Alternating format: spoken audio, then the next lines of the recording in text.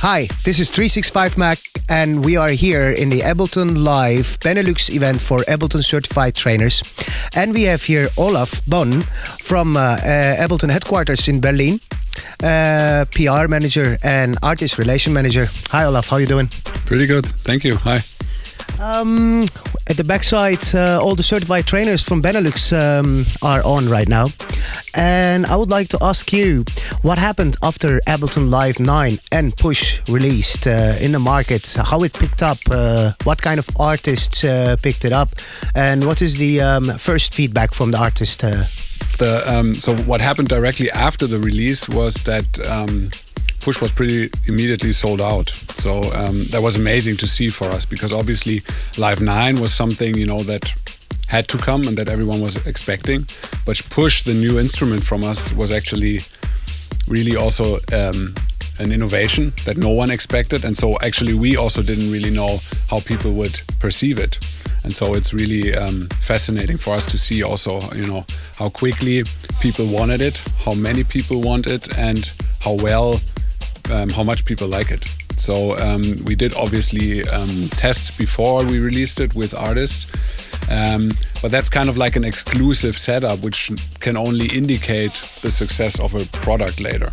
And now that people are actually using it in their studio to create complete songs, being able to not, or having not to look at the monitor anymore, and now be able to make music with their hands and their ears and not looking at the monitor with the eyes and the mouse, is really something that people wanted from all levels, like starting level to absolute professionals like Richie Houghton or Tom York. So basically it's just like an analog device, and the brain is Ableton, which is running through the computer, and you don't need to look at all to the screen. Exactly. So it's a digital device. It's an instrument that basically runs through Live 9, but it feels like a real instrument. So it's solid. It's kind of heavy. It's a creation tool mainly. So we wanted to create something that enables the musician to create whole songs, and not only one part of a song like the drums or the synth. You can create basically anything with it. Exactly. We just saw inside, it's just not like only velocity sensitive, but also touch sensitive. You can scroll through and you can basically sequence a whole track. Well, it's an instrument, all right. It's more for the studio, all right. But I heard from a lot of people that giant artists start to use them live. How that goes? Who is using it live right now? So I can say that Richie Houghton is using it live, and Luciano, for example. So all the electronic artists, but at the same time also, for example, people like Tom York or Gotye really liked it. So also like the more the indie experimental rock side of things, because it enables like the people that create songs to basically cover 70% of their whole creation. So people that collect ideas and jam and want to be free and play and come into this mood of creating something, they use Push to collect their ideas, and then in the end they can turn on the monitor and do the final editing in Live 9. How is it going with the website? You totally changed. I mean, it's kind of a revolution from 8 to 9 with Push together. How are the feedbacks? So the feedback to the new website is mostly really positive.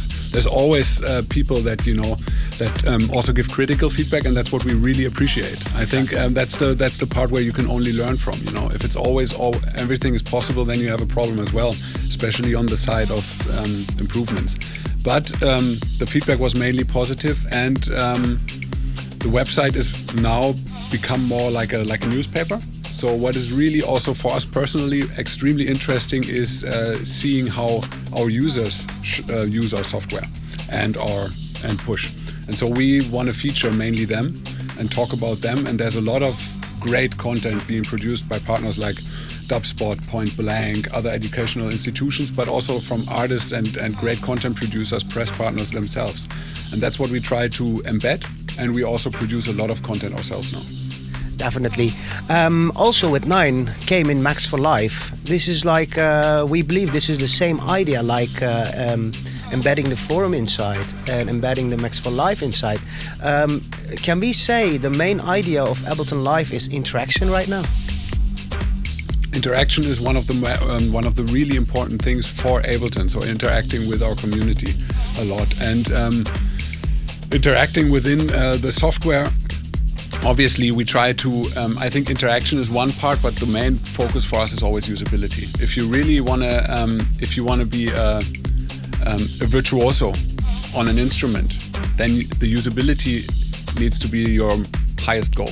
So if you constantly change the setup, then you can't be a virtuoso because you're constantly reacting to the changes, and the things that you've been used to if they are changing, then obviously your patterns and the moves that you've learned, you need to retrain, and that's not how virtuosic musicians and instrument players become virtuosic. So we try to focus on the usability, and that's why Live 9, the new Live 9 features are more in the detailed side of things and not the big new chunks that change everything. And obviously push relates to that, and we try to really, and that's also the great thing about the sessions we had, that people that are used to Live 9 really quickly learn how to use push as well. Now, we have a lot of other genre music. It's not for electronic dance music, it's for a lot of different genres. How is a rock dinosaur feeling when he gets hands-on onto push? What happens at 50, 55 years old musician? What are the feedback from those kind of genres? So definitely, I think we really also try to show it to new users, to people that actually so far did not make music with a computer, or even to people that think making music with a computer is something weird.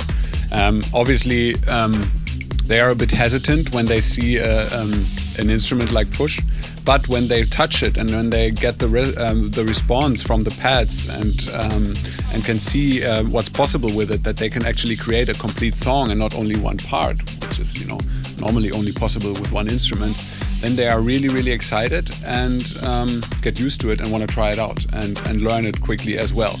And I think that's a really great way also to approach this whole Ableton environment and also live. So the things that you create, you can then improve or do the final editing on the computer.